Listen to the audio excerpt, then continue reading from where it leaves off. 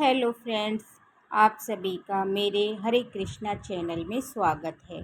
तो आज की वीडियो में हम बात करेंगे कि अहोई अष्टमी व्रत कैसे किया जाता है। हमारे यहाँ पर अहोई अष्टमी को अहोई आठे का व्रत भी बोला जाता है। अहोई अष्टमी का व्रत बच्चों के लिए किया जाता है, यानी कि ये व्रत महिलाएं संतान की लंबी आयु के और अच्छे स्वास्थ्य की कामना करते हुए करती हैं। अहोई माता से अपने बच्चों की कामना करते हुए व्रत किया जाता है और इसी कामना के साथ व्रत किया जाता है। फ्रेंड्स, इस साल व्रत 2024 में अहोई अष्टमी का व्रत 24 अक्टूबर को किया जाएगा। तो अहोई अष्टमी का व्रत करेंगे और दो तरीके होते हैं। पहला जो व्रत होता है वो किसी किसी के यहाँ पर आधे दिन का व्रत होता है, यानी कि सुबह नहा धो के ये व्रत किया जाता है। उसके बाद पहले किसी के यहाँ पर कहानी सुनी जाती है, साथ में ही अहोई अष्टमी माता की कमोई भरी जाती है और साथ में कैलेंडर लगा दिया जाता है और पूजा की जाती है। तो किसी किसी के यहाँ पर पहले कैलेंडर चौकी लगाकर कमोई भर के, यानी कि कलश भर के पूजा कर लेते हैं। तो हमारे यहाँ पर कलश भरा जाता है और इसे कमोई भी बोलते हैं।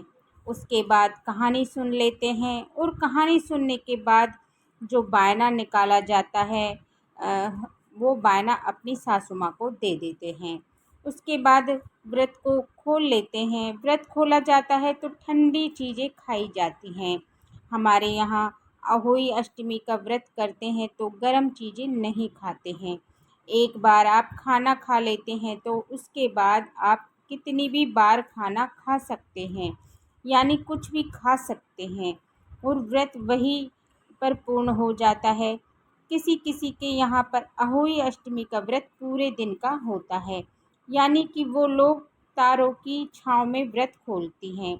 जब तक तारे नहीं देख लेते हैं, जब तक तारों को अर्घ नहीं देते हैं, तब तक वो लोग व्रत नहीं खोलते हैं।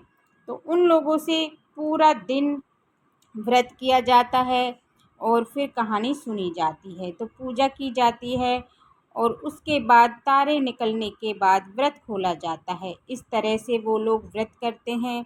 इस व्रत में जो खाना बनाया जाता है उसे कुछ मीठा ज़रूर बनाया जाता है। तो अहोई अष्टमी माता को भोग के रूप में समर्पित करने के लिए उसकी हम लोग बायना भी निकालते हैं। तो बायने में सासू माँ की साड़ी ली जाती है, कुछ भी मीठा जो हमें अहोई अष्टमी समर्पित कर सकते हैं हो।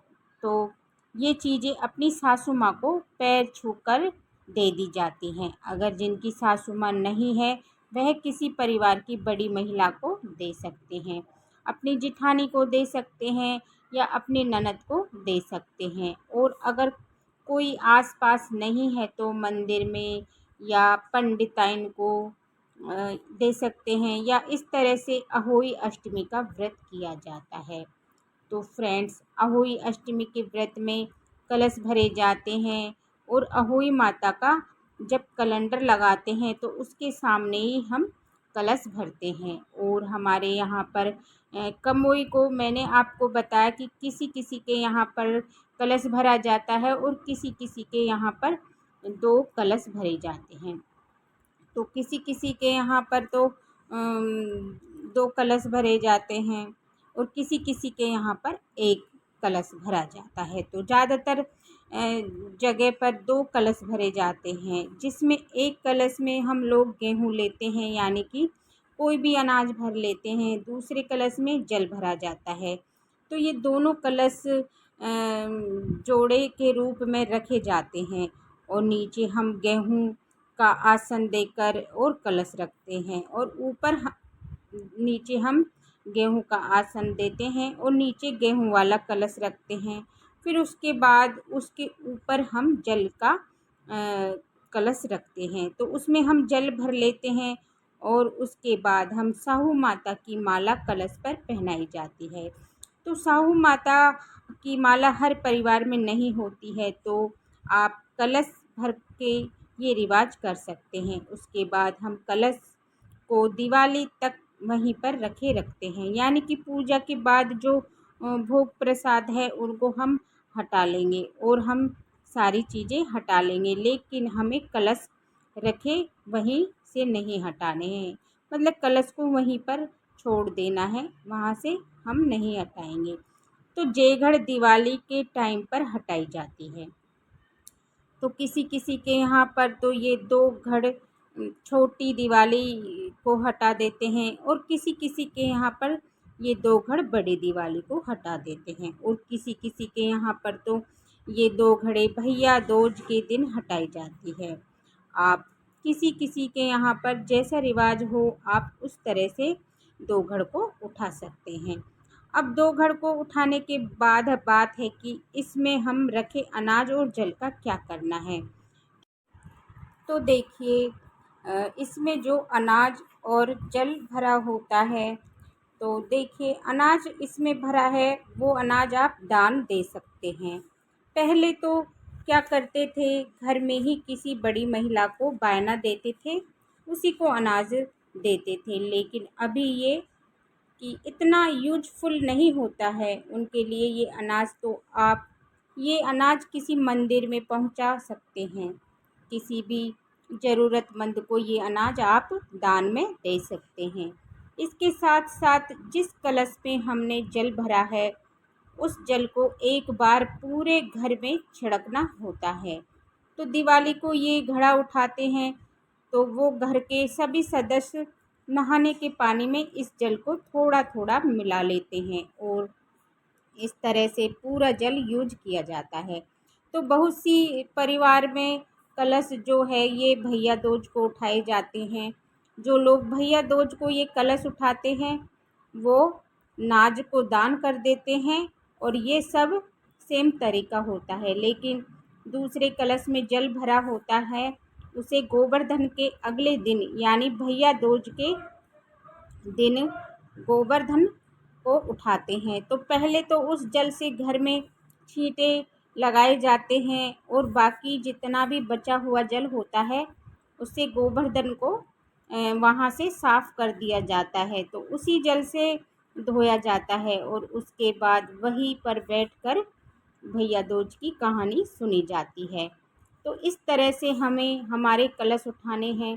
इसके साथ साथ अहोई अष्टमी की जो कथा सुनी जाती है, कथा एक ही होती है, बस थोड़ा क्षेत्र और भाषा में बदलाव होते हैं। तो भाषा चेंज होती है, शब्दों का भी बदलाव हो जाता है, ऊपर नीचे हो जाते हैं और जो मूल रूप से जो कहानी होती है सब जगह सेम होती है, मतलब एक जैसी होती है।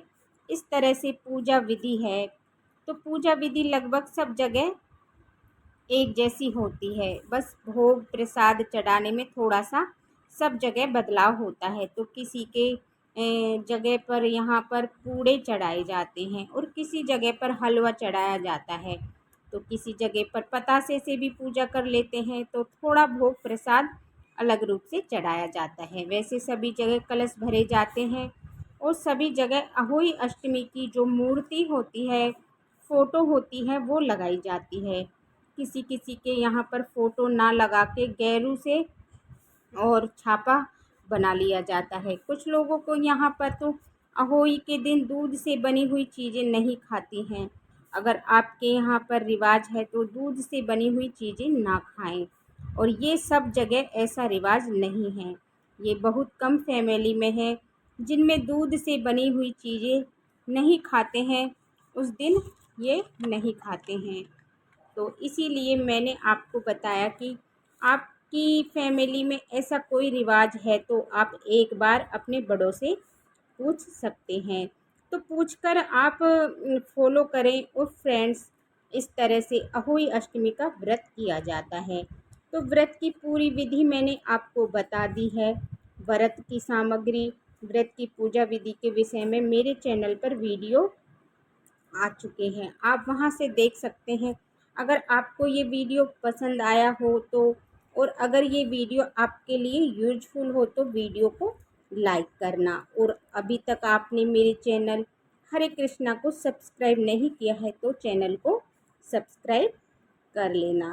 तो प्लीज़ सब्सक्राइब कर लेना और बेल आइकन का बटन भी प्रेस कर देना ताकि मेरी आने वाली वीडियो का नोटिफिकेशन आपको मिल जाए। देखने के लिए बहुत बहुत धन्यवाद। राधे राधे। जय श्री कृष्णा।